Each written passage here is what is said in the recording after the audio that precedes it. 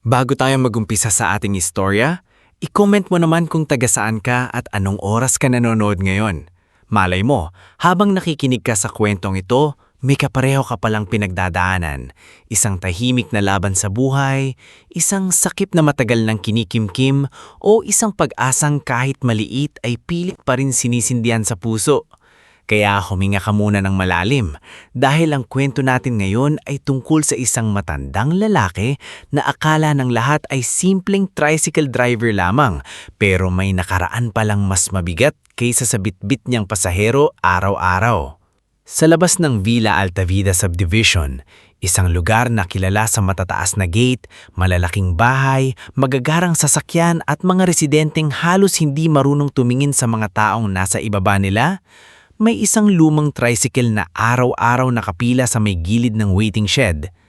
Kulay kupas na asul ang pintura nito, may ilang parte ng kinakalawang at sa bandang likod ay may maliit na sticker na halos burado na ang letra, Bituin. Iyon yung pangalan ng tricycle ni Mang Orenzo Balagtas. 72 taong gulang na si Mang Orenzo. Payat ang katawan, kayumanggi ang balat na halatang binilog ng init ng araw at ang mga kamay niya ay puno ng kalyo mula sa dekada ng pagtatrabaho. Kapag naglalakad siya, bahagyang yumuyuko ang likod niya, hindi dahil sa kahinaan lamang, kundi dahil sa bigat ng buhay na matagal na niyang pinasan ng mag-isa. Pero sa kabila ng panghihina ng tuhod at panlalabo ng mata, araw-araw pa rin siyang gumigising bago sumikat ang araw. Sa maliit niyang barong-barong sa likod ng lumang talyer, may maliit siyang altar na gawa sa pinagtagpi-tagping kahoy. Nandoon ang kupas na larawan ng kanyang yumaong asawa na si Felicidad, katabi ng isang rosaryo at kandilang halos pudpud na. Bawat umaga, bago niya painitin ang makina ng kanyang tricycle, nauupo muna siya sa harap ng altar. Feli, mahinang nilaburong habang hinahaplos ang gilid ng lumang litrato. Samahan mo na naman ako ngayong araw. Sana kahit konti, may mapasada tayo. At kung nakikita mo ang anak natin, pakisabi, hindi na ako galit. Pagkatapos niyon, babalutin niya sa lumang plastik ang baon niyang malamig na kanin at 2 pirasong tuyo. Hindi siya mahilig bumili sa karinderya, kahit minsan ay pinipilit siya ng mga kakilala niya. Para kay Mang Orenzo, bawat piso ay mahalaga. Paminsan-minsan, may gamot pa siyang kailangang bilhin para sa pananakit ng dibdib at rayuma. Pagdating niya sa terminal sa labas ng Villa Altavida, lagi siyang unang bumabati. Magandang umaga mga anak. Badi niya kay Benjo, asong lokal na security guard na mas mabata pa nga sa anak niya. Maaga na naman kayo Mang Orenzo, sagot ni Benjo, isang gwardyang payat ngulit mabait ang mukha. Hindi pa nga bukas ang araw, nandito na kayo. Mas maaga ang sikmura sa araw, Benjo. Kapag hindi ako maaga, baka maunahan pa ako ng gutom. Natawa si Benjo, pero kita sa mata nito ang pag-aalala. Alam niyang hindi biro ang kalagayan ni Mang Orenzo. Maraming beses na niyang nakitang papahawak ang matanda sa dibdib kapag sobra ang init o kapag mabigat ang pasaherong sinasakay. Pero tuwing tatanungin niya ito, iiling lang ang matanda at sasabihing, hanggang kaya pa, kaya pa. Hindi lang si Benjo ang may malasakit sa matanda. Sa kabilang kanto, naroon si Aling Sebina, tindera ng kakanin na palaging may dalang bilaw ng puto, kutsinta at suman. Balo na rin siya at matagal ng kaibigan ni Mang Orenzo. Kapag mahina ang pasada, alam na niyang wala na namang matinong almusal ang matanda. Oy, Orenzo, tawag niya isang umaga habang inaayos ang takip ng bilaw. Kumuha ka rito ng 2 puto, huwag kang tatanggi. Nakamata si Mang Orenzo sa batok. Sebina, may utang pa ako sa iyo kahapon. Utang?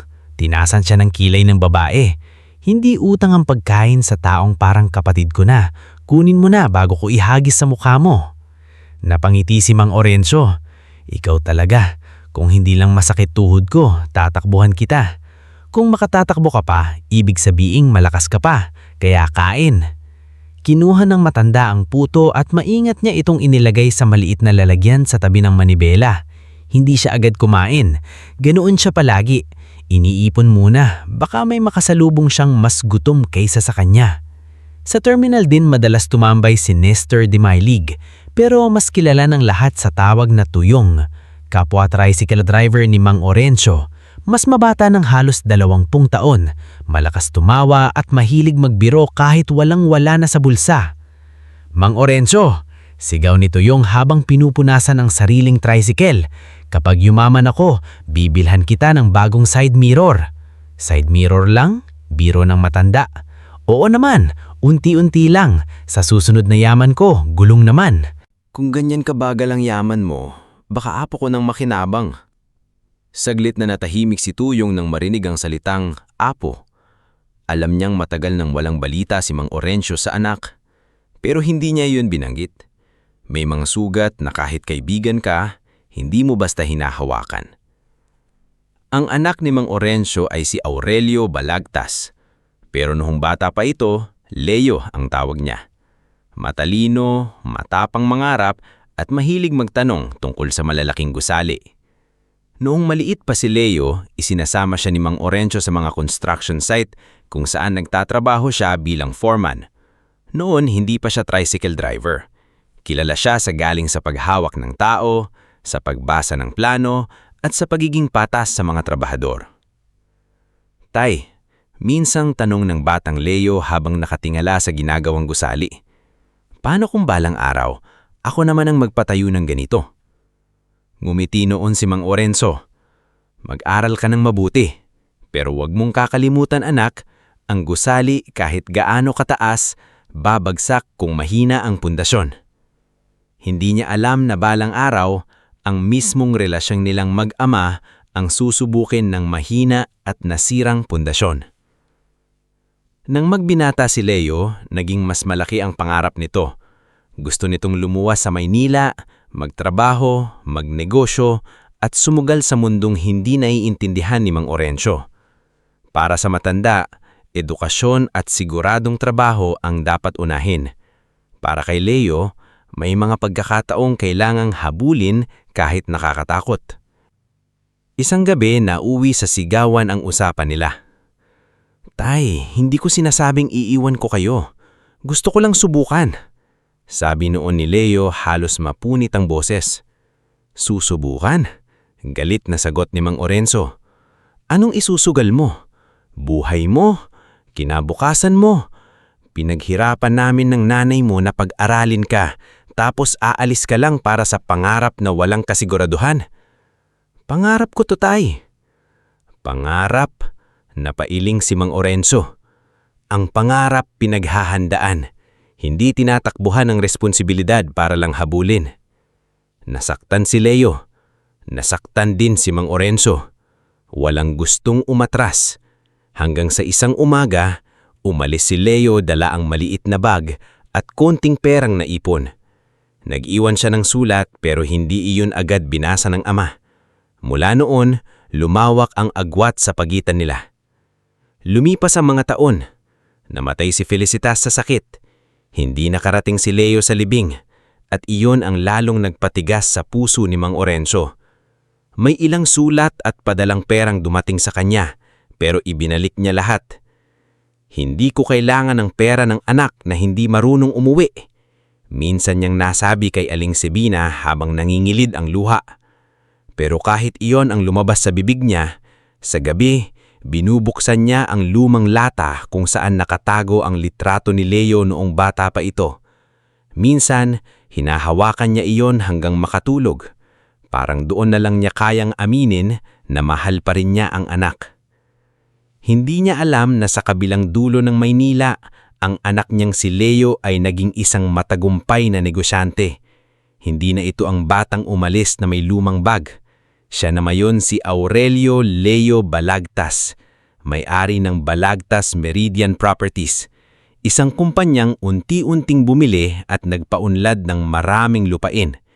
Isa sa pinakamalaking proyekto nito ay ang Villa Altabida Subdivision, ang lugar kung saan araw-araw namamasada ang sariling ama nang hindi nalalaman ng matanda na ang anak pala niya ang tunay na may-ari ng buong komunidad. Gusto nang magpakita ni Leo. Maraming beses na siyang padalang tao para alamin ang lagay ng ama. Maraming beses na rin siyang umupo sa kotse ng malayo, pinapanood si Mang Orencio habang nagsasakay ng pasahero. Pero tuwing lalapit na siya, naningibabaw ang takot. "Sir, ilang taon niyo na pong ipinagpapaliban?"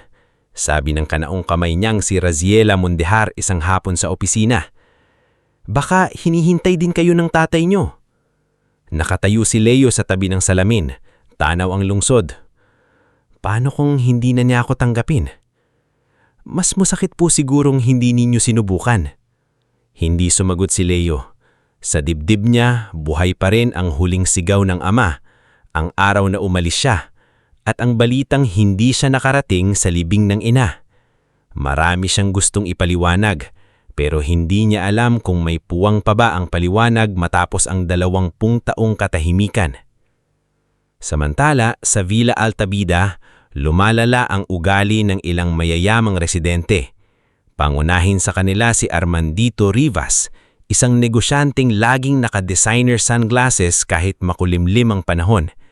Ang tingin niya sa mga driver, gwardiya, kasambahay at delivery rider ay istorbo lamang sa ganda ng subdivision. Kasama niya lagi ang asawang si Sarina Rivas, kilalang socialite sa social media. Sa harap ng kamera, malambing ang boses at mahilig magsalita tungkol sa charity. Pero kapag walang nagvi-video, malutong siyang mang-insulto. "Guard," sabi ni Sarina kay Benjo habang hawak ang mamahaling bag, "pakisabi sa mga tricycle na yan, huwag masyadong didikit sa gate. Ang pangit tignan, parang palengke." Napayuko si Benjo. "Ma'am, doon lang po talaga sila naghihintay ng mga kasambahay at hindi ko tinatanong ang paliwanag mo." Putol ni Sarina. "Sabihin mo lang. Nandun din si Dranreb Salcedo, isang car dealer na may abang at laging mainit ang ulo. Kapag may delivery rider na mabagal kumuha ng gate pass, bubusinahan niya ng matagal. Kapag may hardinerong napadaan sa harap ng sasakyan niya, sisigawan niya. Para sa kanya, ang yaman ay lisensya para bastusin ang kahit sino.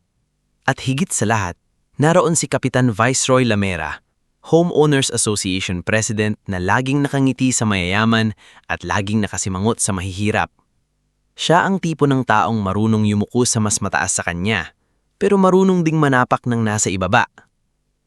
Isang hapon, nagpatawag si Viceroy ng maliit na pulong sa barangay hall. Dumalo ang ilang residente, gwardya, tricycle driver at kasambahay. Ang paksa, ang pagpapaalis ng terminal ng tricycle sa labas ng subdivision. "Marami na pong reklamo," sabi ni Viceroy habang inaayos ang mikropono. "Maingay daw, marumi, at nakakasira sa imahe ng Villa Altavida." Nagbulbulungan ang mga driver. Si Tuyong ay napapailing. Si Aling Sibina naman na sumama bilang tindera sa lugar ay napahawak sa baywang. Tumayo si Mang Orencio. Mabagal pero diretso ang tindig. "Kapitan, kung may mali po kami, sabihin ninyo. Lilinisin namin. Aayusin namin ang pila. Pero wag niyo naman kaming tanggalan ng hanap buhay. Marami po sa amin dito lang umaasa." Umirap si Sarina, si Armandito naman ay numisi. "Matanda," sabi ni Armandito, "sapat ang lakas para marinig ng lahat. Hindi porket matagal ka na dyan, sayo na ang kalsada." Huminga ng malalim si Mang Orencio. "Hindi ko po sinasabing sa amin ang kalsada. Ang sinasabi ko lang po, tao rin kami. Hindi kami dumi na kailangang walisin." Saglit na natahimik ang silid. May ilang kasambahay na napapingin kay Mang Orencio na may paghanga. Si Mira Calvo naman, isang mabait na kasambahay sa loob ng subdivision, ay palihim na napangiti. Madalas siyang ihatid ni Mang Orencio kapag gabi na at delikado ng maglakad. Alam niyang mabuti ang puso ng matanda. Pero ang mga salitang iyon ni Mang Orencio ay tila apoy na dumampi sa pride ni Armandito.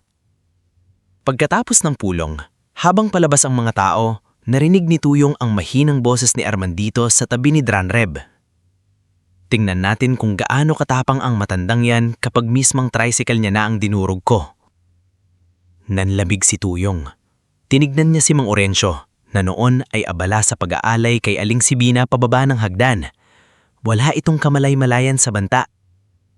"Mang Orencio," mahinang tawag ni Tuyong. "Oh? Maglingat kayo sa mga yon." Ngumiti ang matanda, pagod pero kalmado. "Anak, sa tagal ko sa mundo, sanay na ako sa mayayabang. Hanggat wala tayong ginagawang masama, hindi tayo dapat matakot." Pero habang papalubog ang araw sa likod ng mga matataas na bahay ng Villa Altavida, may bigat na unti-unting bumabalot sa paligid. Sa isang panig, isang matandang ama ang patuloy na lumalaban sa maliit niyang kabuhayan.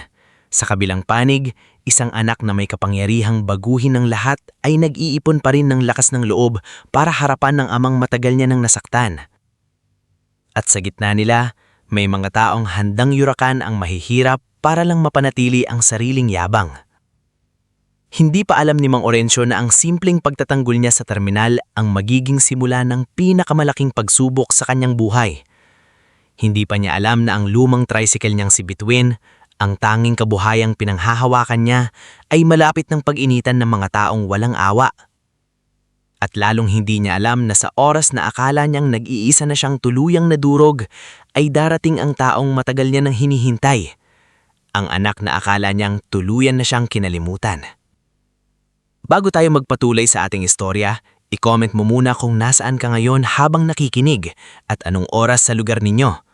Minsan, ang mga kwentong tulad nito ay mas masakit pakinggan kapag alam nating may mga taong totoong nakakaranas ng pangmamaliit dahil lang sa kanilang trabaho, suot o estado sa buhay. Kaya sa pagpapatuloy natin, dalhin natin ang puso sa buhay ni Mang Orencio. Isang matandang tahimik lang sanang naghahanap buhay, pero unti-unting itinulak ng mga taong sanay manakit sa kapwa. Kinabukasan matapos ang pulong sa barangay hall, iba na ang pakiramdam sa labas ng Villa Altavida Subdivision. Kung dati ay may konting tawanan pa sa terminal tuwing umaga, ngayon ay parang may nakasabit na kaba sa hangin. Tahimik na pinupunasan ni Mang Orencio ang manibela ng kanyang tricycle na si Bituin, habang si Tuyong naman ay pabalik-balik ang tingin sa gate. Mang Orencio? Mahinang sabi ni Tuyong. Seryoso ako kagabi. Narinig ko talaga si Armandito. May balak yon. Hindi agad sumagot si Mang Orencio. Inayos niya muna ang maliit na rosaryong nakasabit sa rearview mirror ng tricycle, saka tumingin sa kaibigan. Tuyong, hindi tayo pwedeng mabuhay sa takot. Kung lagi nating iiwasan ng taong mayabang, saan pa tayo pupunta? Dito ang hanap buhay natin. Pero iba yung mga yon, giit ni Tuyong. May pera, may bodyguard, may kakampi pang kapitan. Bahagyang ngumiti si Mang Orencio, pero hindi iyon meeting masaya. Kaya nga mas kailangan nating maging mahinahon. Kapag mahirap ang nagalit, sasabihing bastos. Kapag mayaman ang nanakit, sasabihing nadala lang ng emosyon. Kaya mag-iingat tayo. Sa loob ng sumunod na mga araw, unti-unting naramdaman ng mga tricycle driver ang higpit na ipinapataw sa kanila. May bagong karatula sa gate, private vehicles and registered shuttles only. Ibig sabihin, kahit may tatawag na kasambahay o matandang residente para magpasundo, bawal pumasok ang tricycle. Kailangan pang maglakad ng mga pasahero hanggang labas kahit tirik ang araw o malakas ang ulan. Isang tanghali, lumabas si Mira Calvo mula sa gate. Pasan ang dalawang mabibigat na eco bag na puno ng pinamalingkay ng kanyang amo. Pawis na pawis siya at halos mamula na ang kamay sa bigat ng bitbit. Nakita siya ni Mang Orencio at agad na pinaandar ang tricycle palapit sa gilid. Mira, halika na. Ihahatid na kita sa sakayan. Alok niya. Mang Orencio, may pambayad po ako ngayon. Hingal na sabi ni Mira habang sumasakay. Hindi ko tinatanong kung may pambayad ka. Ang tinatanong ng tuhod ko, bakit ang bigat ng dala mo? Napangiti si Mira kahit pagod. Kayo talaga, kahit kayo ang hirap, kayo pa rin ang nagbibiro. Habang umaandar sila, napatingin si Mira sa gate. Alam niyo po, simula nang nagreklamo sina Sir Armandito, lalo kaming nahihirapan. Kapag umuuwi kami ng gabi, kailangan naming maglakad palabas. Minsan wala nang ilaw sa gilid ng kalsada. Sinabi niyo ba sa amo niyo? Sinabi po. Ang sagot lang, hindi naman kayong prinsesa para sunduin sa pinto. Hindi sumagot si Mang Orencio. Sumikip ang dibdib niya. Hindi dahil sa sakit, kundi dahil sa galit na kailangang lunukin. Nakatingin siya sa kalsada pero sa isip niya marami siyang nakikitang mukha. Mga kasambahay, gwardya, hardinero, delivery rider, mga taong araw-araw na nagpapagod para sa mga pamilyang hindi man lang kayang tawagin ng maayos. Pagdating sa sakayan, inabot ni Mira ang bayad pero tumanggi si Mang Orencio.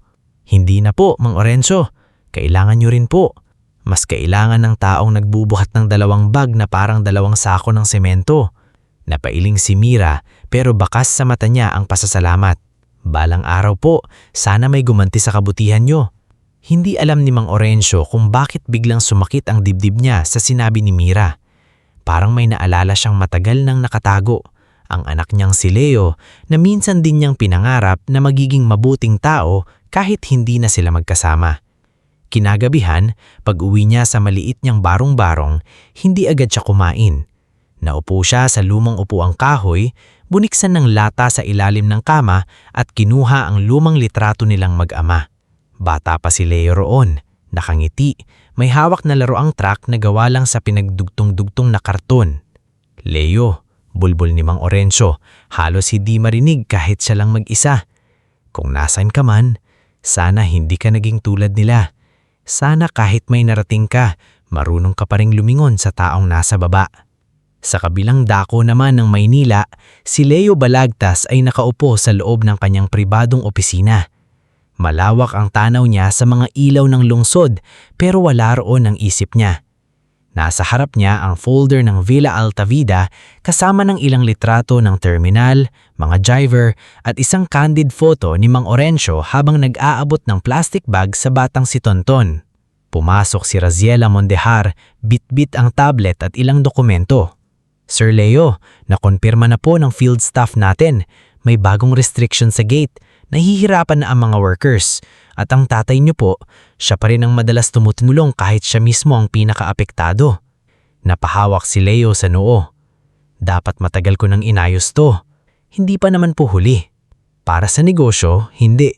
Pero para sa kanya, napatingin siya sa larawan ng ate niya. 20 taon, Raziela. 20 taon akong naging duwag. Tahimik si Raziela. Sanay siya sa pagiging matatag ni Leo sa boardroom pero pagdating sa ate niya, para itong batang hindi alam kung paano uuwi. Pupunta po ba kayo bukas? Matagal bago sumagot si Leo. Oo, pero ayoko nang may media. Ayoko nang may convoy. Ayokong magmukhang binibili ko ang kapatawaran niya. Pupunta ako bilang anak, hindi bilang may-ari. Tumanggi si Raziela. Ihahanda ko po ang sasakyan. Hindi, pigil ni Leo. Ako lang muna. Susundan niyo na lang ako kung kailangan.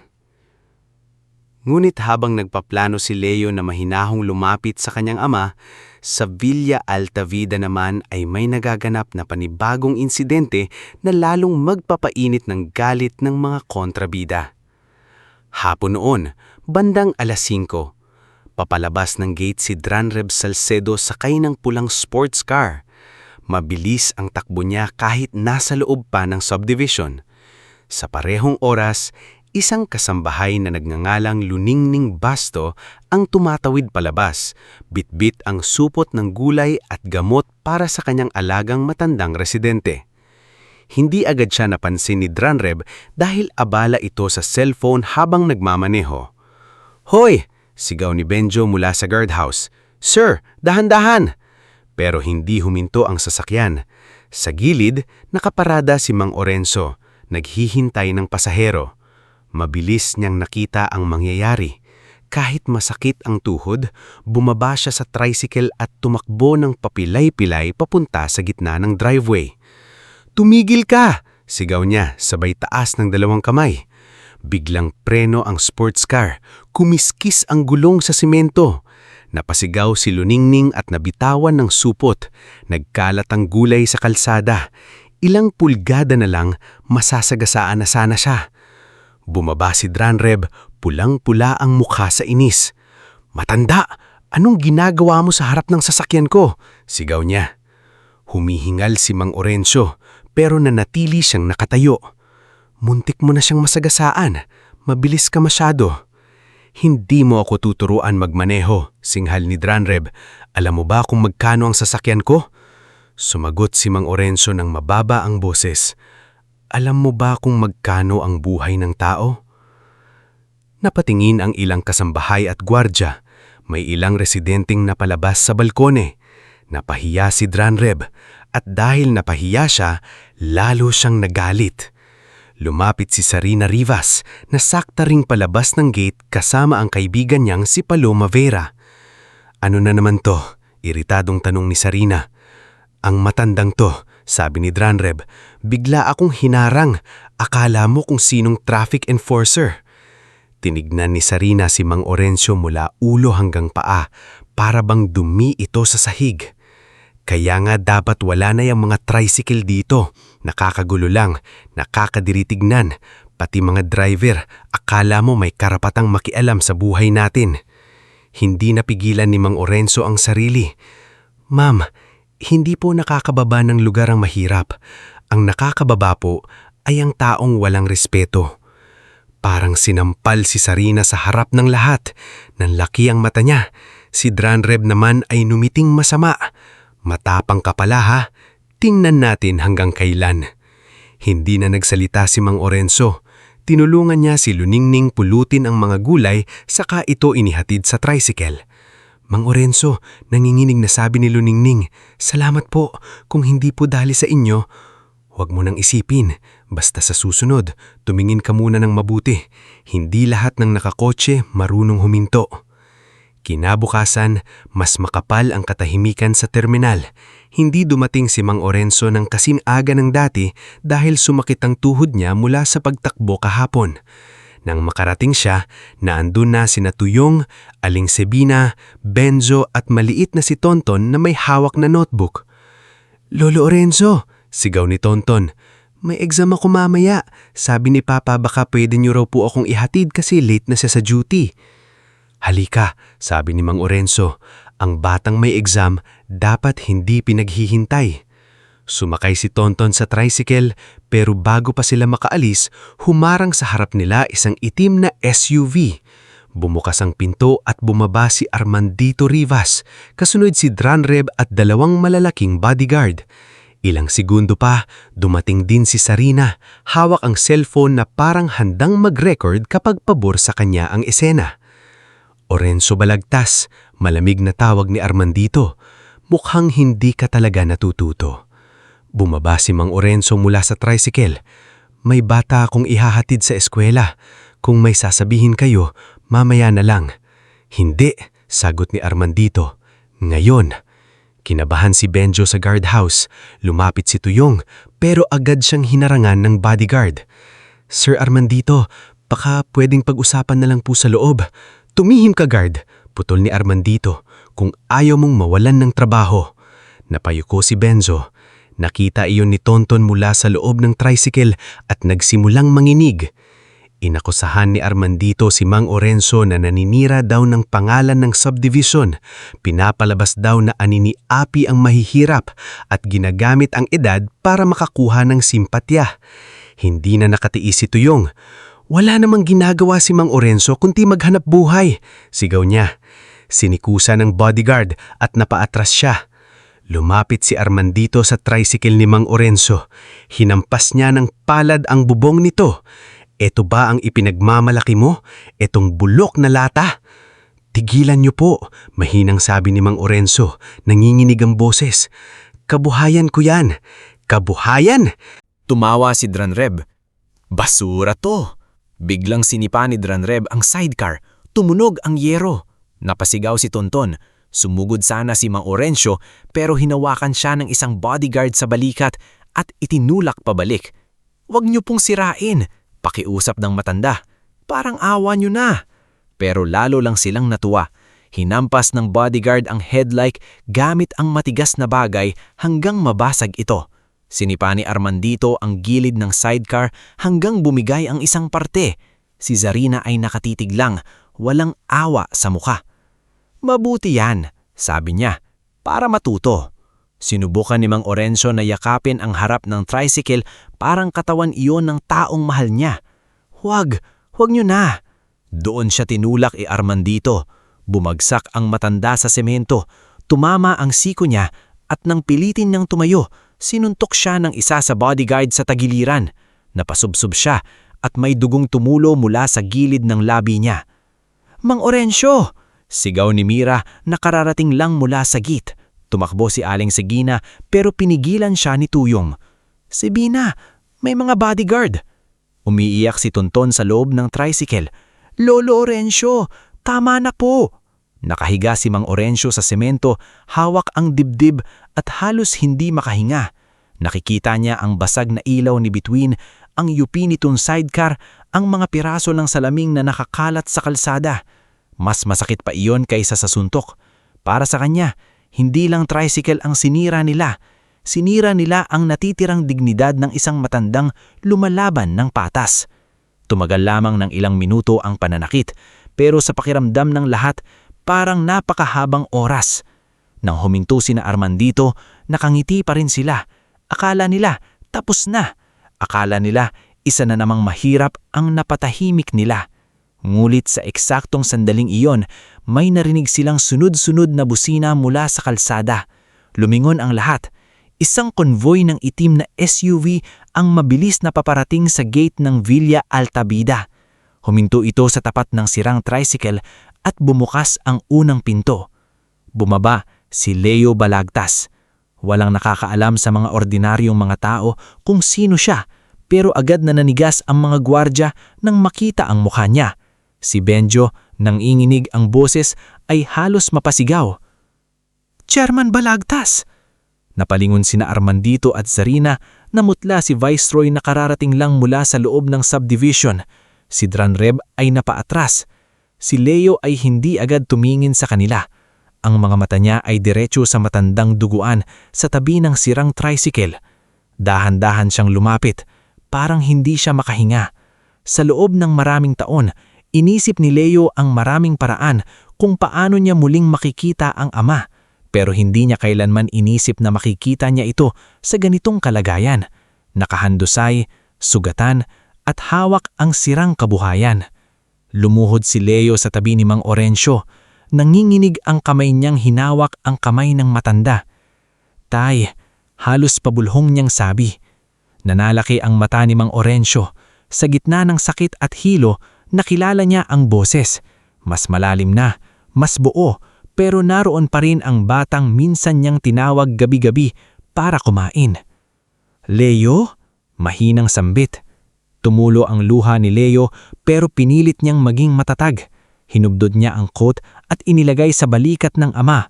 Pagkatapos, tumingin siya kina Armandito, Zarina, Dranreb at sa mga bodyguard. Hindi siya sumigaw, hindi niya kailangan. Ang katahimikan ng galit niya ay mas mabigat kaysa anumang sigaw.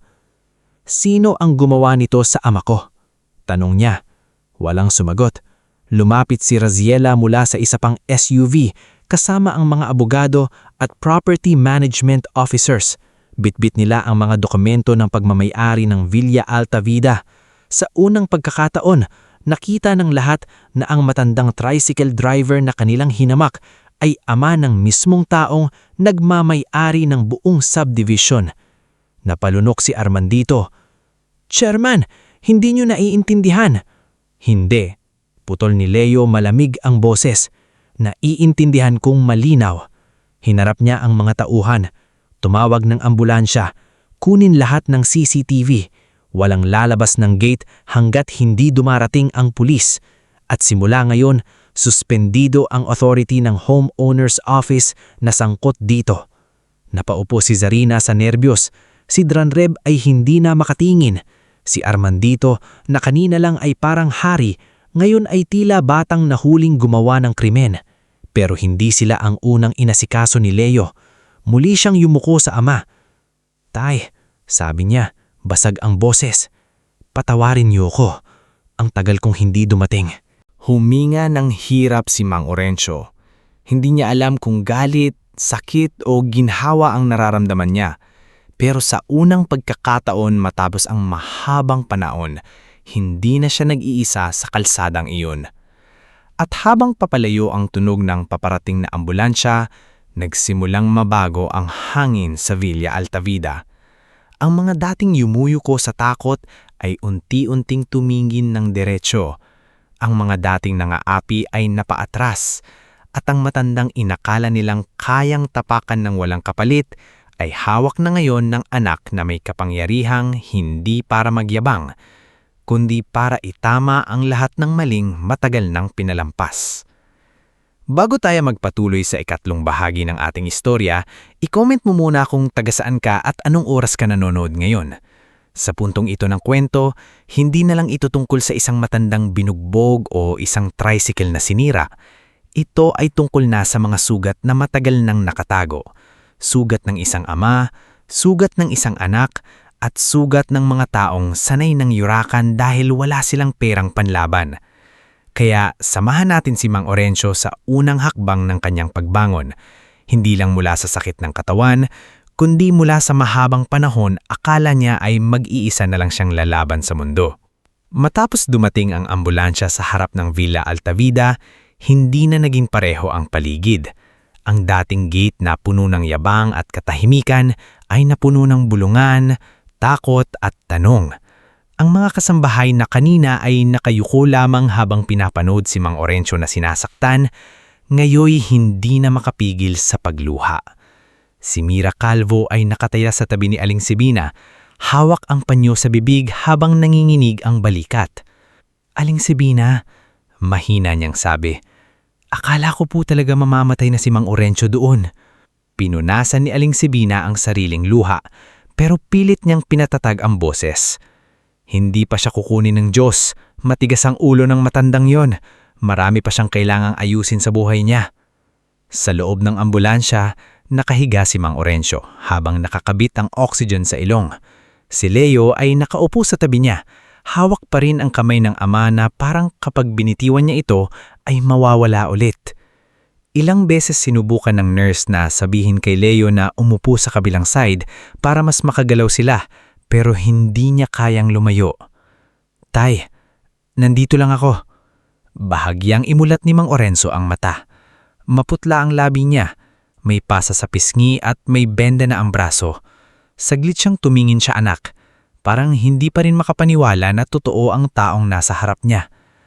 Bakit ngayon ka lang dumating? Mahina niyang tanong. Parang may tumusok sa dibdib ni Leo. Hindi niya agad nasagot. Marami siyang hinandang paliwanag sa loob ng maraming taon, pero sa harap ng sugatang ama, parang lahat ng salitang iyon ay naging maliit. Duwag ako tay, sagot niya, halos pabulong. Akala ko mas madaling kung yayaman muna ako bago humarap sa inyo. Akala ko kapag marami na akong naabot, mapapaliwanag ko na ang lahat. Pero habang tumatagal, lalo akong natatakot. Pumikit si Mang Orencio. Hindi iyon pagtanggap, pero hindi rin iyon pagtulak. Sa unang pagkakataon, hindi niya binawi ang kamay niya mula sa hawak ng anak. Dinala siya sa isang pribadong ospital na pag-aari ng kaibigan ni Leo. Malinis ang silid, malamig ang hangin, at may malambot na kama na hindi sanay si Mang Orencio higaan. Nang magkamalay siya ng mas malinaw kinabukasan, ang una niyang hinanap ay hindi pagkain, hindi gamot, kundi ang tricycle niya. Si Bituin, paos niyang sabi. Nasaan? Nasaan si Bituin? Nandun si Leo sa tabi ng bintana, hindi pa nagpapalit ng damit mula kahapon. Lumapit siya agad. Nasa safe place na po. Pinakuha ko. Ipapaayos ko. Umiling si Mang Orencio. Hindi lang yun bakal, Leo. Yun ang bumuhay sa akin nang wala ka. Hindi sinagot ni Leo ang huling bahagi. Tinanggap niya iyon ng tahimik dahil alam niyang karapatan ng ama na saktan siya ng pamamagitan ng katotohanan. Alam ko po, kaya hindi ko ipapahawak kahit kanino ng basta-basta. May mekanikong titingin pero kayo pa rin ang masusunod kung paano siya aayusin. Sa sumunod na mga araw, sunod-sunod na ang dumalaw sa kanya Mang Orencio. Unang dumating si Aling Sibina, bit-bit ng maliit na lalagyan ng lugay kahit bawal pa raw munang kumain ng marami ang pasyente. Ano ba naman tong ospital na to? Primaleo pagaling Sabina. Ang linis-linis pero parang walang amoy buhay. Dinalhan kita ng lugay. Huwag mong ubusin agad, baka mapagalitan ako ng doktor. Napangiti si Mang Orencio sa unang pagkakataon. Sabina, kahit sa ospital, matapang ka pa rin. Mas matapang ako sa mga mayayabang sa subdivision na yon. Kung wala lang bodyguard, nasampal ko na yun ng bilaw. Sumunod na dumating si Tuyong, may dalang prutas na halatang pinagsama-samang ambag ng mga driver. Nasa plastic bag pa ang mansanas at saging, pero maingat niyang inilapag sa mesa na parang mamahaling regalo. Mang Orenso, sabi niya, pilit nagpapatawa. Nag-ambagan kami. Pasensya na kung hindi imported lahat. Pero yung saging, galing sa pinsan ko. Matamis yan, parang ngiti ko. Wala kang ngiting matamis, sagot ng matanda. Maasim. Nagtawanan sila, ngulit mabilis ding nanahimik si Tuyong. Lumapit siya sa kama at yumuko. Pasensya na Mang Orenso, hindi ako nakalapit kahapon. Hinawakan ni Mang Orenso ang kamay niya. Hindi mo kasalanan. May pamilya ka. May buhay ka ring dapat ingatan. Pero kayo po, ipinagtatanggol niyo kami. Dahil kayo ang pamilya ko araw-araw sa kalsada. Napayuko si Tuyong at doon na siya napaluha. Dumalaw din si Mira kasama si Luningning at ilang kasambahay. Nagdala sila ng sulat mula sa mga worker sa subdivision. Hindi iyon magarbong sulat. Papel lang na may pirma, mensahe at ilang bakas ng luha sa tinta. Binasa ni Mira ng mahina. Mang Orencio, salamat po dahil sa araw-araw na paghatid ninyo ng ligtas sa amin. Salamat po dahil hindi nyo kami tinuring na mababa. Gumaling po kayo. Kailangan pa po namin kayo.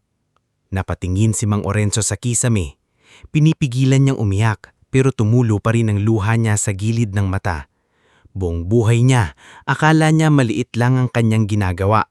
Hatid dito, sundo doon, libre minsan, discount minsan. Hindi niya inakalang ang maliliit na kabutihan pala ay nagiiwan ng malaking bakas sa puso ng iba. Sa isang hapon na sila na lang ni Leo ang nasa kwarto, dumating ang pinakamatagal nilang iniiwasang usapan. Tahimik ang silid. Sa labas, abala ang mga nurse. Sa loob, parang bumalik ang 20 taong katahimikan. Tay, simula ni Leo, alam kong hindi sapat ang sorry, pero kailangan kong sabihin ng totoo. Hindi gumalaw si Mang Orenzo. Nakatingin lang siya sa kamay niyang may swero. Nung umalis ako, hindi ko gustong talikuran si nanay. Gusto kong patunayan na kaya kong bumuo ng buhay. Pero mali ako dahil hinayaan kong pride ang manguna. Nung nalaman kong namatay si nanay, pauwi na ako. Naaksidente ang bus na sinakyan ko papunta sa probinsya. Naospital ako ng ilang araw. Pagdating ko, tapos na ang libing. Nakita ko kayo sa malayo pero hindi ako lumapit. Doon napatingin si Mang Orenzo. Nandoon ka? Tumanggo si Leo, basang-basa ang mata. Nandoon po, pero narinig ko kayong nagsabi sa kaibigan nyo na wala na kayong anak. Natakot ako, nahiya ako, umalis ako ulit. Napahawak si Mang Orenzo sa dibdib. Hindi dahil sa sakit sa katawan, kundi dahil sa bigat ng nawalang panahon. Akala kong kinalimutan mo kami, sabi ni Mang Orenzo. Hindi po, wala pong araw na hindi ko kayo naisip. Nagpadala ako ng pera, ng sulat, pero bumabalik lahat. Naisip ko, baka iyon ang parusa ko. Matagal na katahimikan ang namagitan. Sa loob ng katahimikang iyon, naroon ang libing na hindi napuntahan, ang mga sulat na hindi sinagot, ang kaarawang mag-isang dinaan at ang mga gabing parehong umiiyak ang ama at anak sa magkaibang lugar.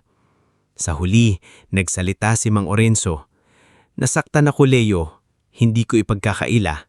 Noong nawala ang nanay mo, parang kalahati ang katawan ko ang kinuha. Noong wala ka, parang pati ang natira, nawala rin. Pero naputol siya at huminga ng malalim. Pagod na akong maggalit. Lumapit si Leo at napaluhod sa tabi ng kama. Tay, hindi ko na kayang ibalik ang mga taon, sabi ni Mang Orenzo. Pero kung kaya mo pa akong samahan sa natitira, sapat na sa akin iyon. Doon unang yinakap ni Leo ang ama matapos ang higit 20 taon. Mahina ang katawan ni Mang Orenzo, kaya maingat ang yakap ni Leo. Pero kahit mahina, inangat ng matanda ang isang kamay at ipinatong iyon sa likod ng anak. Hindi pa lubusang magagaling ang lahat. Hindi ganoon kabilis maghilom ang tunay na sugat.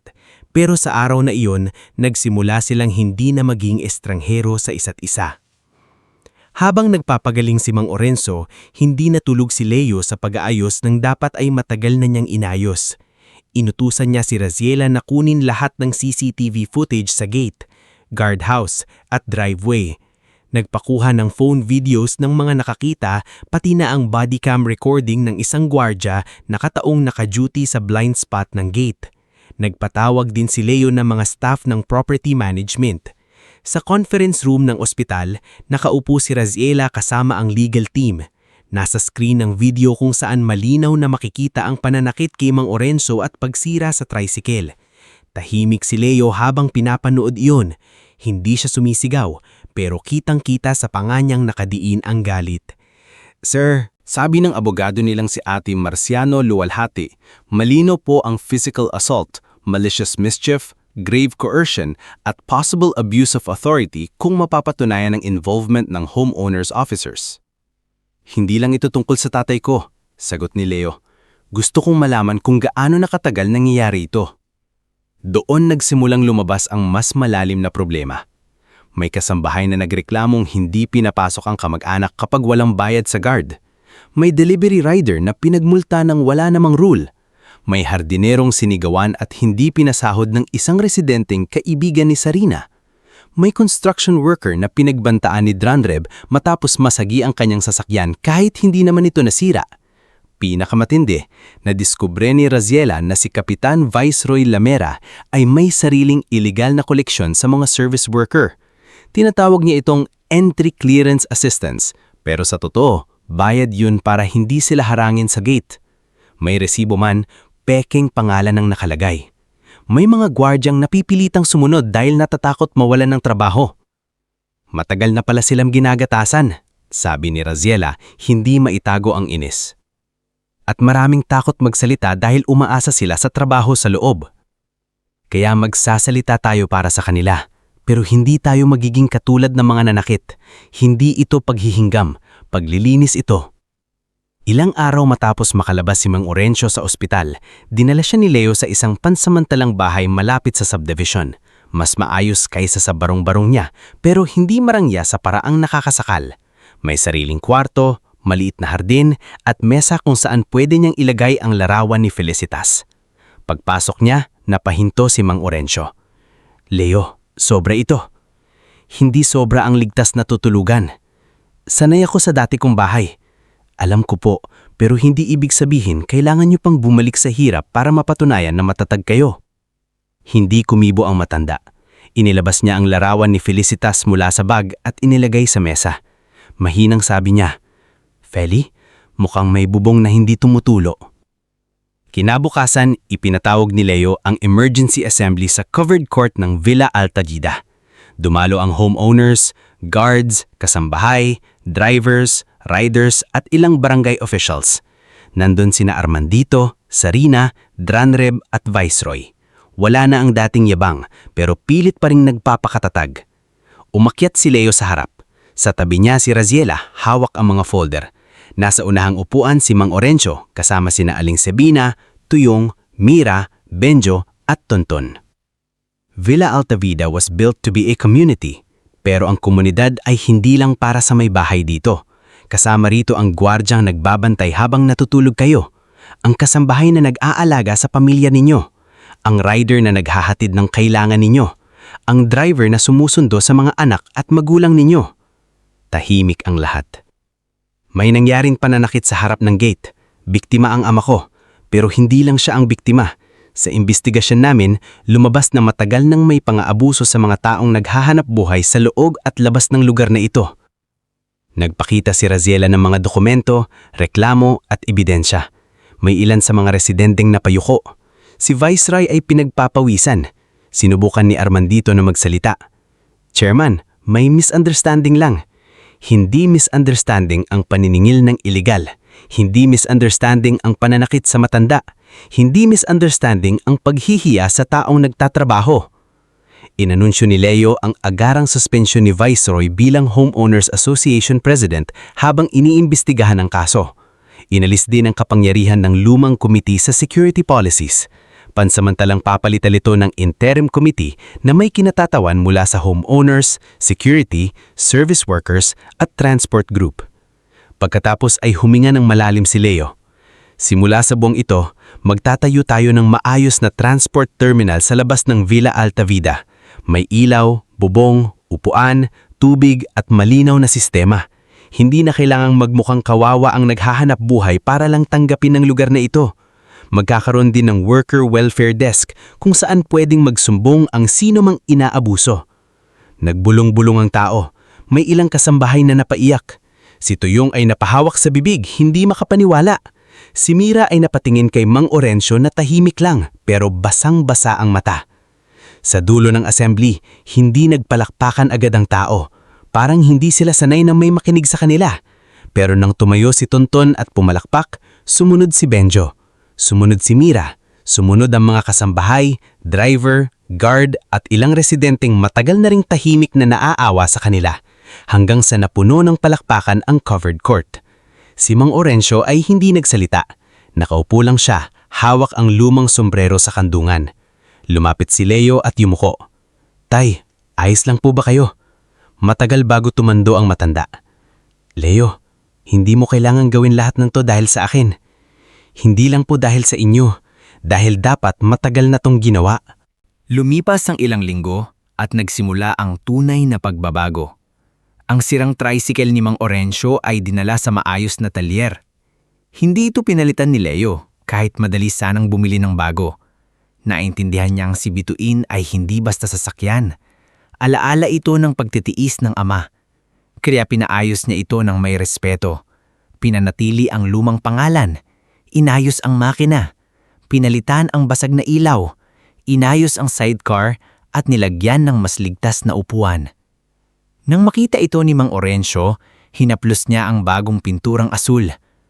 Parang bumata siya. "Parang kayo po," biro ni Tuyong. "Hoy," sabi ng matanda, "huwag kang magsalita ng ganyan kung ayaw mong palakarin kitang pauwi." Nagtawanan sila. Itinalaga si Tuyong bilang coordinator ng bagong tricycle queue. Siya ang kabisado ng lahat at marunong makisama. Si Mira naman ay inalok ni Raziela ng trabaho bilang assistant sa worker welfare desk dahil natural ang malasakit niya sa kapwa kasambahay. Si Benjo ay isinama sa security retraining at si Tonton ay binigyan ng educational support matapos makita ni Leo ang sipag nito sa pag-aaral. Si Aling Sabina naman, na dati ay basta nakapwesto lang sa kanto, ay binigyan lang legal at maayos na stall sa tabi ng terminal. Nang makita niya ang maliit na pwesto na may bubong at mesa, napaluha siya. "Leo," sabi niya, "hindi ako marunong magpasalamat sa mayayaman." Ngumiti si Leo. "Huwag po kayong magpasalamat sa mayaman. Magpasalamat kayo sa anak ng kaibigan ninyo." Napahagulgol si Aling Sabina at hinampas siya ng mahina sa braso. "Mana ka talaga sa tatay mo, marunong magpaiyak." Sa kabila ng lahat, hindi pa lubos na sanay si Mang Orencio sa bagong buhay. Kapag may nagbibigay sa kanya ng espesyal na upuan, tumatanggi siya. Kapag may nag-aalok na ipaghain siya, nahihiya siya. Kapag tinatawag siyang Tatay Orencio ng mga worker, napapatingin siya sa paligid na parang hindi siya sigurado kung siya ba talaga ang tinutukoy. Isang hapon, habang papalubog ang araw, umupo siya sa tabi ng inaayos na terminal. Katabi niya si Leo. Sa harap nila, abala ang mga trabahador sa pagtatayo ng bubong. Nandoon si Tuyong, nakikipagbiruan sa mekaniko. Naroon si Mira, naglilista ng pangalan ng mga kasambahay na gustong magpa-orientation. Naroon si Aling Sabina, sinusukat kung saan ilalagay ang kalan niya. Nandoon si Tonpon, nagbabasa ng libro sa ilalim ng puno. "Ang dami nang nagbago," sabi ni Mang Orencio. "Opo. Pero natatakot ako, Leo." Napatingin ng anak. "Saan po?" "Baka panaginip lang. Baka isang araw magising ako, nandoon ulit ako sa lumang bahay. Sira pa rin si Bituin at wala ka pa rin." Tahimik na hinawakan ni Leo ang kamay ng ama. "Hindi na po ako aalis." Tumingin si Mang Orencio sa kanya. Sa unang pagkakataon, hindi niya hinanap sa mukha ng anak ang batang umalis noon. Tinanggap niya ang lalaking bumalik ngayon. May pagkukulang, may sugat, pero may tapang ng manatili. "Kung ganon, simulan natin ulit. Hindi bilang may-ari at matandang driver, bilang mag-ama."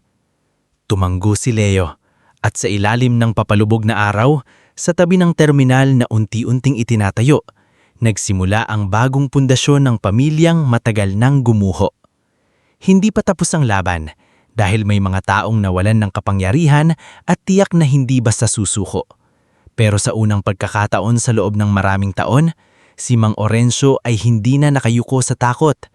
May tahanan na siyang inuuwian, may anak na muling humahawak sa kanyang kamay, at may komunidad na handang tumayo kasama siya.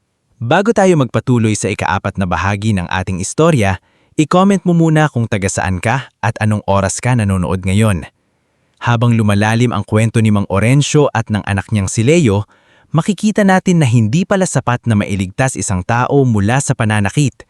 Mas mahirap pala ang baguhin ang lugar na matagal nang pinamumugran ng takot, yabang at maling sistema.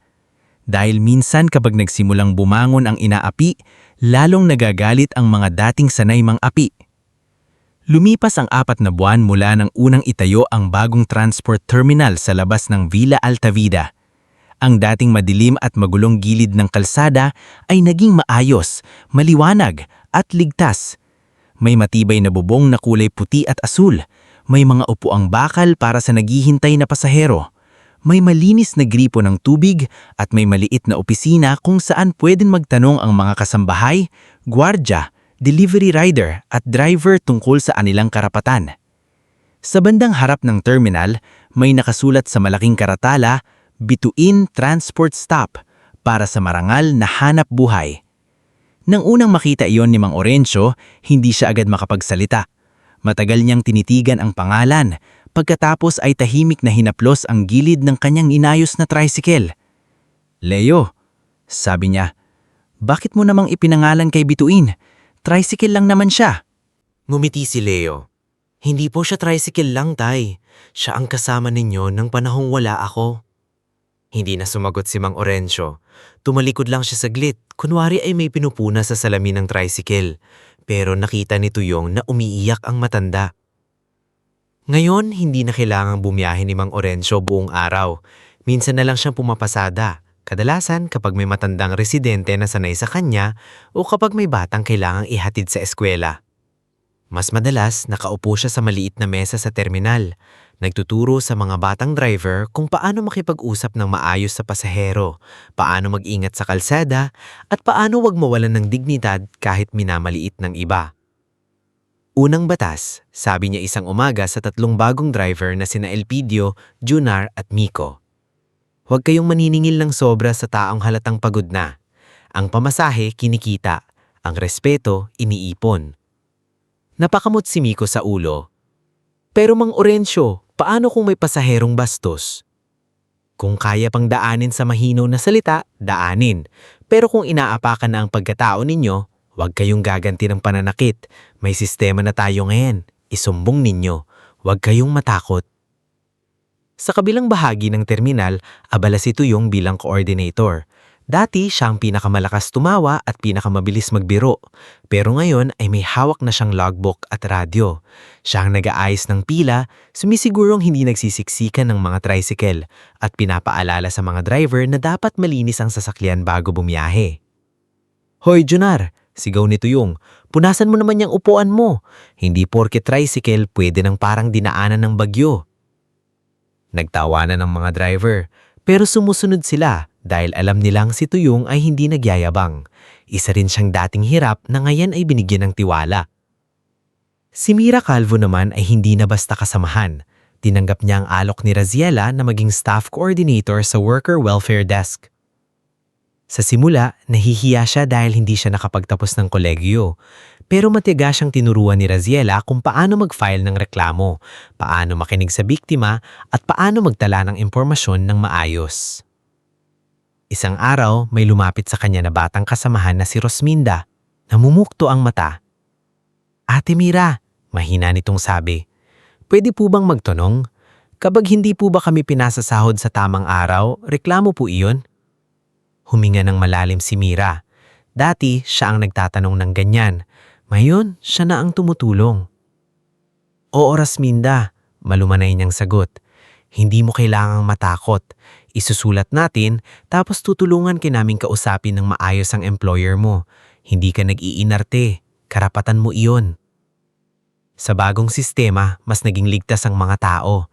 Ang mga kasamahan na dati ay naglalakad sa madilim na kalsada ay may schedule na ng shuttle at tricycle. Ang mga gwardya ay may regular na training at mas malinaw na patakaran. Ang mga rider ay hindi na basta pinapahiya sa gate. At ang mga residente na dati ay tahimik lamang na nakamasid ay unti-unti ring natutong bumati sa mga manggagawa. Ngunit, hindi lahat ay masaya sa pagbabago. Sa loob ng isa sa pinakamalaking bahay ng subdivision, nakaupo sina Armandito Rivas, Charina Rivas, Dranreb Salcedo at dating homeowners president na si Viceroy Llamera. Wala na ang dating kapangyarihan ni Viceroy, kaya lalo siyang mukhang tuyo at iritable. Si Dranreb naman ay pabalik-balik sa sala, hawak ng sigarilyong hindi niya masindihan dahil bawal manigarilyo sa bahay ni Charina. Si Armandito naman ay tahimik na nakatitig sa basong alak. Ginawa tayong kontrabida sa sarili nating subdivision, singhal ni Charina. Pati mga kasamahan ngayon ang taas ng tingin sa sarili. Akala mo kung sino ang may karapatan. Dahil kay Leo Balagtas at dahil sa matandang tatay niya, sabi ni Dranreb. Hindi lang yon, nakuha niya sa atin ang influence. Dati isang tawag ko lang sa gate, sumusunod na ang lahat. Ngayon pati gwardya kailangan pang dumaan sa bagong komite. Humigop si Armandito ng alak. Kung gusto nating bumalik sa dati, hindi sapat na galitin si Leo. Kailangan nating ipakitang mali ang ginagawa niya. Kailangan nating sirain ang image niya. Hindi na sila pwedeng basta manakit tulad ng ginawa nila kay Mang Orencio.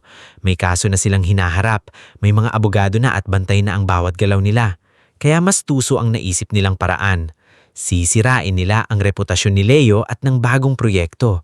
Kung mapapahiya nila ito sa publiko, mapipilitan ng investors at homeowners na kumala sa kanya. Nagsimula ang unang atake sa social media.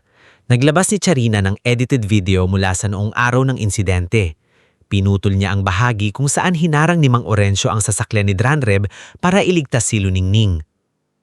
Ang ipinakita lang niya ay sandaling makatayo si Mang Orencio sa harap ng kotse para palabasing siya ang nanggulo. Nilagyan niya lang caption, "When fake victims use poverty to manipulate powerful people, know the truth." Mabilis kumalat ang video sa ilang grupo ng homeowners at business circles. May mga naniwala, lalo na ang mga taong ayaw namang alamin ng buong kwento. May ilang investors ni Leo ang tumawag sa opisina. Leo, sabi ng isang investor na si Mr. Haren Oy sa isang video hall, "We support community programs, but this controversy is getting messy. Kung ginagamit lang ito para sa personal family drama, we may need to reconsider our exposure." Tahimik na nakinig si Leo. Nasa tabi niya si Raziela, halatang pigil ang inis. "This is not family drama," sagot ni Leo. "This is governance. We are correcting abuse." "Still, public perception matters," sagot ng investor. "You should tone down the worker policies. Baka masyadong mabilis." Pagkatapos ng tawag, napahawak si Leo sa sentido. Hindi siya madaling matinag sa negosyo, pero iba ang laban na ito. Kapag naapektuhan ang kumpanya niya, madadamay ang mga empleyado, proyekto at mga taong umaasa sa kanya. "Sir," sabi ni Raziela, "may full footage tayo. Pwede nating ilabas agad." "Hindi pa," sagot ni Leo. "Kung ilalabas natin ang padalos-dalos, magiging palitan lang ng video. Kailangan nating buuin ang kaso. Kailangan nating ipakita ang pattern ng panloloko, hindi lang isang insidente." Habang lumalala ang issue, naramdaman ni Mang Orencio ang bigat. Nakikita niya si Leo na kulang sa tulog, laging nasa meeting at halos hindi kumakain ng tamang oras. Naririnig niya rin ang bulungan ng ilang residente na nagsasabing kung hindi dahil sa matandang yan, tahimik pa sana ang subdivision. Kahit hindi iyon sinasabi sa harap niya, sapat na ang mga tingin para maramdaman niya yon. Isang gabi, habang tahimik ang bahay na ibinigay ni Leo sa kanya, inayos ni Mang Orencio ang kanyang lumang damit sa isang maliit na bag. Kinuha niya ang litrato ni Felicitas, ang ilang gamot at ang lumang sombrero. Hindi niya ginising si Leo. Balak niyang bumalik sa dati niyang barong-barong malapit sa talyer. "Baka mas mabuti kung wala ako rito," bulong niya sa larawan ng asawa. "Baka gumaan ang buhay ni Leo kung hindi niya kailangang ipagtanggol ang matandang tulad ko." Maaga pa lamang, bago sumikat ang araw, lumabas siya ng bahay at naglakad papunta sa terminal. Ngunit bago pa siya tuluyang makalayo, nakita siya ni Aling Sebina na nagbubukas ng kanyang stall. "Orencio," tawag nito, "bakit may dala kang bag?" Natigilan ng matanda. "Sebina, huwag ka nang maingay." Lumapit si Aling Sebina, sumimangot habang nakatingin sa bag. "Aalis ka? Babalik lang ako sa dati. Hindi ako bagay sa bahay na yon. Hindi ako bagay sa gulo ng mayayaman." Nanlaki ang mata ni Aling Sebina. "Hindi ka bagay? Orencio, ang anak mo ang naghahanap ng paraan para makabawi, tapos iiwan mo ulit." "Hindi ko siya iniiwan. Pinapalaya ko siya." "Hindi kalayaan ang tawag dyan. Takot yan." Lumambot ang boses ni Aling Sebina. "Akala mo ba porke tinutulungan ka, kaawa-awa ka na? Hindi lahat ng tulong ay awa. Minsan paraan yun ng taong mahal ka para sabihing, hayaan mo naman akong bumawi." Hindi makasagot si Mang Orencio. Napaupo siya sa bangko sa tabilang terminal. Hawak ang bag na parang biglang bumigat. Ilang minuto lang ang lumipas, dumating si Leo. Halatang nagmamadali at hindi pa maayos ang suot. Tinawagan pala siya ni Aling Sebina. Nang makita niya ang bag ng ata, natigil siya sa paglalakad. "Tay," sabi niya, basag agad ang boses. "Aalis po kayo." Hindi makatingin si Mang Orencio. "Leo, nakikita ko ang nangyayari sa negosyo mo. Ako ang dahilan kung bakit kanila inaatake." Lumapit si Leo at napaupo sa tabi niya. Hindi siya sumigaw, hindi siya nagalit. "Tay, bago pa kayo bumalik sa buhay ko, ganyan na sila. Ang pagkakaiba lang ngayon, nakikita na natin ang mali. Pero kung wala kayo, baka habang buhay kong iniisip na sapat na ang magpatayo ng magagandang bahay kahit bulok ang loob ng komunidad." Hininga ng malalim si Leo. "Tay, kung aalis kayo ulit, parang pangalawang beses ko kayong mawawala." Doon napatingin si Mang Orencio sa anak. Nakita niya hindi ang milyonaryong may-ari ng subdivision, kundi ang batang Leo na minsang umalis na may bitbit na maliit na bag at ngayon siya naman ang natatakot maiwan. Dahan-dahang binitawan ng hawak na bag. "Hindi ako aalis, pero kailangan mong hayaan akong tumulong. Hindi ako pwedeng nakaupo lang habang lumalaban ka." Tumando si Leo. "Kailangan ko po kayo, tay. Hindi bilang simbolo, bilang ama." Mula noon, mas naging aktibo si Mang Orencio sa community. Hindi niya hinayaang na siya'y gawing kawawang biktima lamang. Nakipag-usap siya sa mga driver, sa mga kasambahay, sa mga gwardya, at maging sa ilang homeowners na bukas ang umip. Natutunan niyang ang boses niya kahit matanda at paos ay may lakas pala kapag ginagamit para sa tama. Ngunit habang lumalakas ang community, mas naging desperado ang kampo ni na Armandito.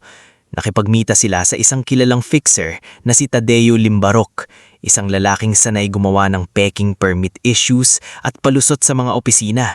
Nagtago sila sa isang private room niyang restaurant sa San Aurelio District. "Kailangan naming mapatigil ang terminal launch," Sabi ni Armandito. "May media roon, may barangay, may investors. Kung mapapahiya si Leo sa harap nila, tapos ang palabas niya." Gumiti si Tadeo. Ipinakita ang folder na may peking letterhead. "Madali lang yan.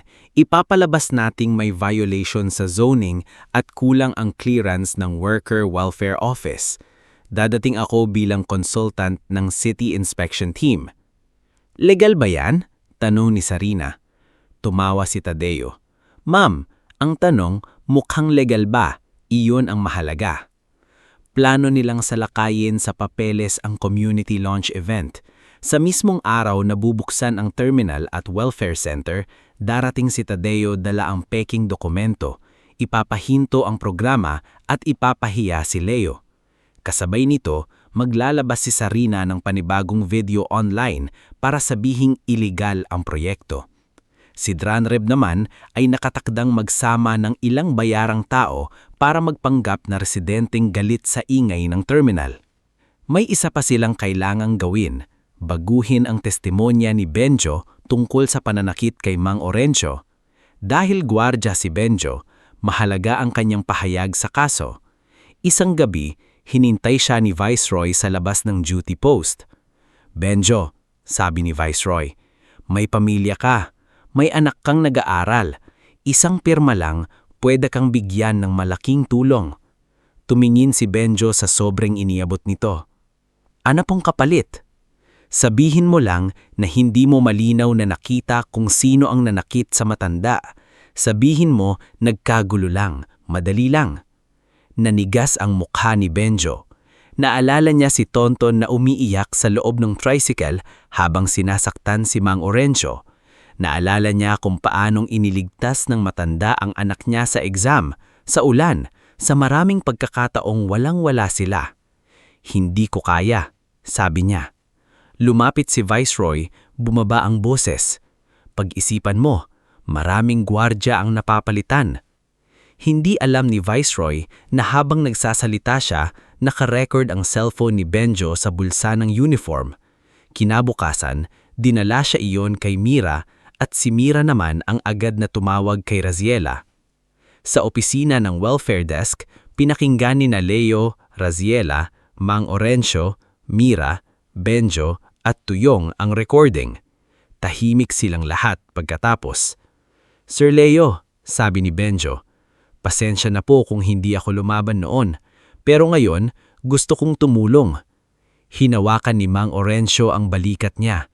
Benjo, ang tapang ay hindi laging nangyayari sa unang sandali. Minsan, dumarating kapag handa ka ng itama ang hindi mo nagawa. Nagdesisyon si Leo na hindi ipapatigil ang community launch. Sa halip, doon mismo nila ilalabas ang katotohanan kung susubukan silang sirain. Inutusan niya si Raziela na ihanda ang buong dokumento, tunay na permit, CCTV footage at sworn statements. Si Mira naman ang nanguna sa pangangalap ng testimonya mula sa mga kasambahay, driver, rider at hardinero.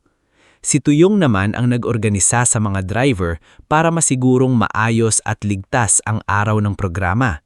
Si Mang Orencio, na dati ay ayaw magsalita sa harap ng maraming tao, ay pumayag na magbigay ng maikling pahayag. Tay, tanong ni Leo ng gabi bago ang launch, sigurado po ba? Nakatayo si Mang Orencio sa tabi ni Bituin na malinis at kumpleto na ang ilaw. Hinaplos niya ang manibela bago sumagot. Buong buhay ko, Leo, ang akala ko sapat na ang manahimik basta wala kang inaapakan.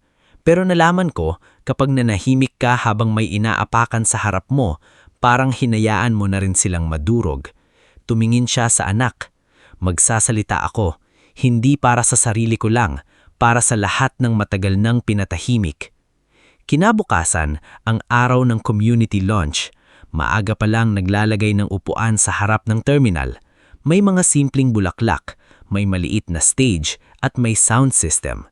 Nariyan ang barangay officials, ilang reporters, investors ni Leo, homeowners, security guards, kasambahay, riders, hardinero at pamilya ng mga driver. Tahimik na nakatayo si Mang Orencio sa gilid, suot ang malinis na polo na binili ni Leo para sa kanya, pero suot pa rin ang lumang sombrerong matagal na niyang kasama. Lumapit si Aling Sebina at inayos ang kwelyo niya. Nakakapanibago ka, Orencio, para kang prinsipal. Prinsipal na walang diploma, biro niya. Diploma ka dyan, mas marami ka pang natutunan sa buhay kaysa sa mga may diplomang walang puso. Ngumiti si Mang Orencio. Sa di kalayuan, nakita niya sina Armandito, Sarina, Dranreb at Viceroy na paparating kasamang isang lalaking hindi niya kilala, si Tadeo Limbarok. May hawak na makapal na folder at nakangiting parang sigurado na sa tagumpay. Saglit na nagtagpo ang mata ni Mang Orencio at Leo. Wala silang sinabi pero pareho nilang naintindihan. Dumating na ang huling pagsubok. At sa araw na iyon, hindi natatakbo si Mang Orencio. Hindi na rin siya aalis. Sa harap ng buong Villa Altavida, handa na siyang ipakita na ang taong minsang tinulak sa semento ay kaya palang tumayo. Hindi para gumanti ng marahas, kundi para bawiin ang dignidad na sinubukan nilang agawin. Bago natin tapusin ang kwentong ito, i-comment mo muna kung taga saan ka at anong oras ka nanonood ngayon. Dahil sa huling bahagi ng istorya ni Mang Orencio, hindi lang natin makikita kung paano mananagot ang mga taong nang api sa kanya, kundi kung paano rin tuluyang mahihilom ang isang pamilyang matagal nang sinira ng pride, takot at maling akala. Sa puntong ito, nakatayo na si Mang Orenso hindi bilang kawawang matandang nilait sa harap ng gate, kundi bilang isang taong handa ng ipaglaban ang dignidad ng lahat ng matagal nang pinatahimik. Maaga pa lamang noong araw ng community launch sa Bituin Transport Stop, ramdam na ang kakaibang bigat sa hangin. Maaliwalas ang panahon, ngunit ang bawat taong naroon ay may daladalang kaba. Sa isang banda, naroon ang mga driver na nakasuot ng malilinis na polo shirt, ang mga kasambahay na nakapila sa gilid habang hawak ang simpleng programa, ang mga gwardyang nakatayo ng maayos at ang ilang residenteng unang beses makikisalamuha sa mga manggagawang matagal nilang nakikita pero hindi talaga kinilala. Sa kabilang banda, naroon sina Armandito Rivas, Sarina Rivas, Dranreb Salcedo, dating homeowners president Viceroy Lamera at ang fixer na si Tadeo Limbarok. Dumating sila na parang may hawak na panalo. Si Tadeo ay may dalang makapal na folder at suot na peking identification card na nakasubkit sa leeg. Si Sarina naman ay hawak ang cellphone, halatang handang i-record ang anumang esenang pwedeng fabor sa kanila. Nasa gilid ng stage si Leo Balagtas, seryoso ang mukha habang kausap si Raziela Mondejar. Nasa kamay ni Raziela ang tunay na permit, mga signed documents at kopya ng recording ni Benjo. Sa likod nila, tahimik na nakaupo si Mang Orenso, suot ang malinis na polo na pinili ni Leo, ngunit suot pa rin ang lumang sombrerong matagal na niyang kasama sa pamamasada. Lumapit si Tonton, anak ni Benjo, hawak ang maliit na bottled water. "Lolo Orenso," sabi ng bata, "para po sa inyo. Baka kabahan kayo kapag nagsalita na kayo." Ngumiti ang matanda at kinuha ang tubig. "Salamat apo, ikaw ang kinakabahan para sa akin?" "Opo," tapat na sagot ni Tonton. "Pero sabi ni Papa, matapang daw po kayo." Napatingin si Mang Orenso kay Benjo na nakatayo sa may gilid. Seryoso ngulit bakas sa muka ang pag-aalala. "Hindi ako matapang palagi," sabi ng matanda kay Tonton. "Minsan, natatakot din ako. Pero ang tapang, hindi ibig sabihin wala kang takot. Ibig sabihin, ginagawa mo pa rin ang tama kahit nanginginig ang tuhod mo." Hindi man lubos na naintindihan ng bata, tumanggo ito na parang baon niya ang sinabi. Nagsimula ang programa sa simpleng panalangin. Walang engrandeng palabas, walang mamahaling dekorasyon at walang ipinagyayabang na kayamanan. Ang nasa harap lamang ay ang terminal na dati pangarap lang ng mga drivers at workers. May bubong, ilaw, upuan, malinis na gripo, maayos na pila at maliit na tanggapan kung saan pwedeng magsumbong ang mga manggagawang inaabuso. Si Mira Calvo ang unang nagsalita bilang staff coordinator ng Worker Welfare Desk. Naninginig ang hamay niya habang hawak ang microphone, ngunit malinaw ang boses niya. "Dati po kapag lumalabas kami ng gate na pagod, ang pakiramdam namin ay wala kaming karapatang mapagod. Kapag may residenteng sumigaw, yuyuko na lang kami. Kapag nalate ang kahod, maghihintay na lang kami. Kapag pinahiya kami, iiyak na lang kami sa CR. Pero dahil sa programang ito, natutunan naming hindi pala masama ang humingi ng respeto." May ilang kasambahay na agad na paluha. Si Rosminda, ang batang minsang lumapit kay Mira tungkol sa sahod, ay tahimik na pinunas ang mata. Sumunod na nagsalita si Tuyong bilang coordinator ng tricycle queue. Sa umpisa ay pabiro pa siya tulad ng dati. "Hindi po ako sanay magsalita sa stage. Sanay po akong sumigaw ng isa pa, isang pasahero pa." Kaya natawa ang marami. Pero pagkatapos ng tawa, naging seryoso ang mukha niya. "Pero gusto ko pong sabihin, malaking bagay po ito sa amin. Dati kapag nakikita kaming nakapila sa labas, parang isturo kami. Ngayon, may lugar na kaming hindi kami itinataboy. May sistema, may respeto, at ang pinakaimportante, may pag-asang pwede pala kaming umasenso nang hindi nanlalamang sa kapwa." Sunod-sunod ang maikling pahayag ng ilang worker. Isang delivery rider ang nagpasalamat dahil hindi na siya pinapahiya sa gate. Isang hardinero ang nagsabing ngayon lang siya nakaramdam na bahagi rin siya ng komunidad. Isang matandang residente naman ang tumayo at inaming dati ay hindi niya pinapansin ng mga driver. Ngunit nang ma-stroke ang asawa niya, si Mang Orencio ang tumulong maghatid sa kanila sa klinika nang walang hinihinging kapalit. Habang nagsasalita ang mga tao, lalong naiinis sina Armandito at Sarina. Hindi nila inasahang magiging emosyonal ang programa. Akala nila madali nilang mapapahinto ang lahat sa pamamagitan ng pekeng dokumento. Ngulit sa bawat pahayag, lalong lumilinaw sa mga tao na hindi lang ito proyekto ni Leo. Ito ay bunga ng matagal ng pangangailangan ng buong komunidad. Nang si Leo na ang tinawag sa harap, palakpakan ang sumalubong sa kanya. Hindi siya ngumiti ng malaki. Lumapit siya sa mikropono at tumingin muna sa ama. Ang bituing transport stop at welfare desk ay hindi proyekto para pagandahin ang pangalan ko, simula ni Leo. Ito ay pag-amin na may matagal ng mali sa komunidad na ito at may obligasyon akong ayusin iyon bilang may-ari. Hindi sapat ang magpatayo ng magagandang bahay kung sa labas at loob nito ay may mga taong tinatrato na parang hindi tao. Tahimik ang lahat. Sa araw na ito, gusto kong kilalanin ang mga taong tunay na nagpapatakbo ng komunidad na ito. Ang mga guard, kasambahay, driver, rider, hardinero, maintenance staff at lahat ng araw-araw na nagtatrabaho ng marangal. Magsasalita pa sana siya nang biglang humakbang si Tadeo Limbarok papunta sa gitna, hawak ang folder. Sinadya niyang maging malakas ang boses upang marinig ng lahat. "Sandali lang, Mr. Balagtas," sabi niya. "Ako si Tadeo Limbarok, consultant ng City Inspection Review Panel. May dala akong dokumento na nagpapatunay na may violations ang terminal at welfare office na ito. Kailangang ihinto ang programang ito ngayon din."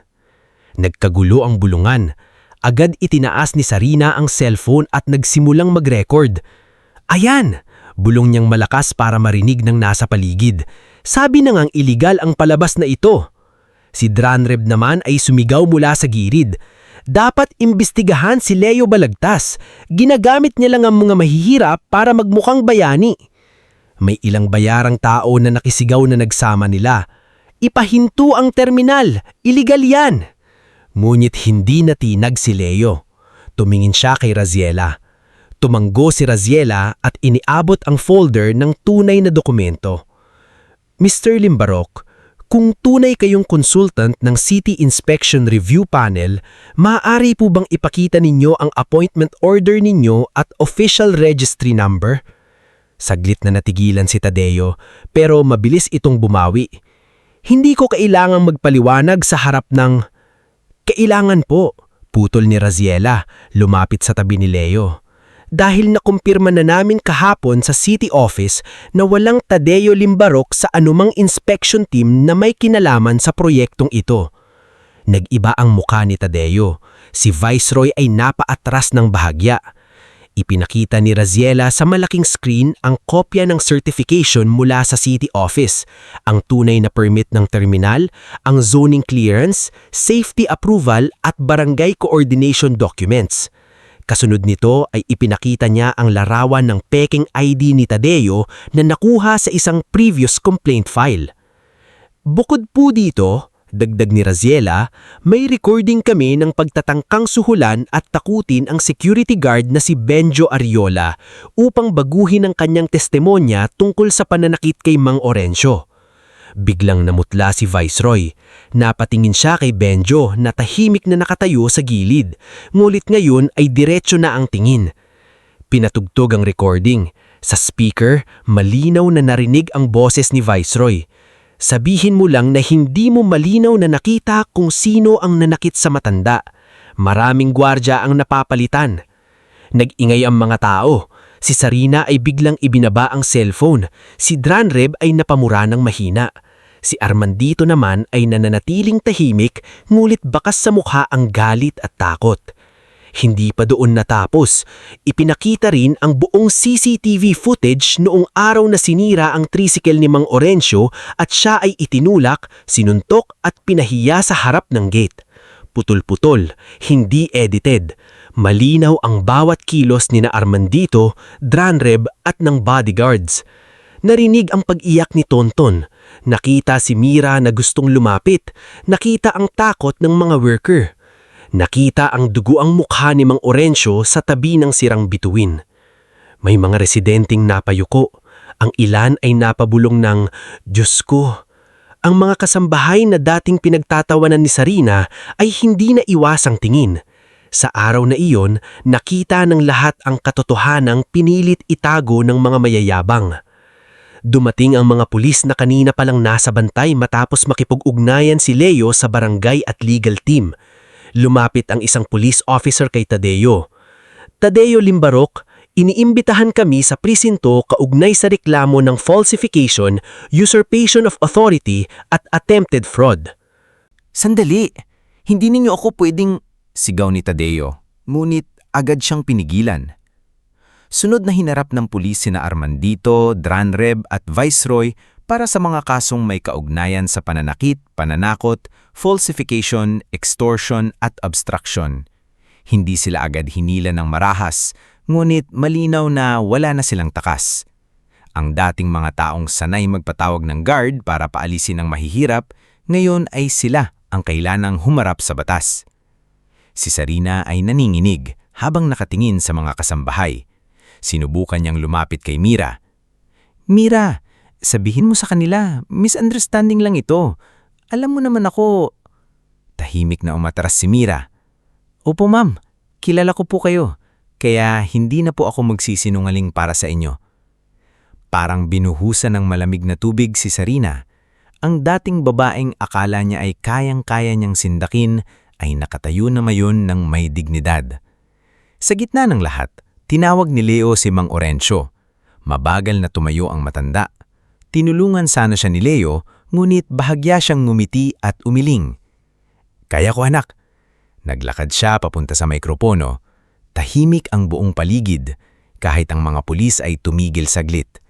Hawak ni Mang Orencio ang lumang sombrero sa isang kamay at sa bulsa ng polo niya ay nakasuksok ang maliit na larawan ni Felicitas.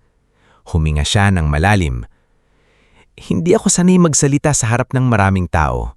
Sanay ako sa kalsada, sanay ako sa usok, init, ulan at sa tunog ng makina ng tricycle.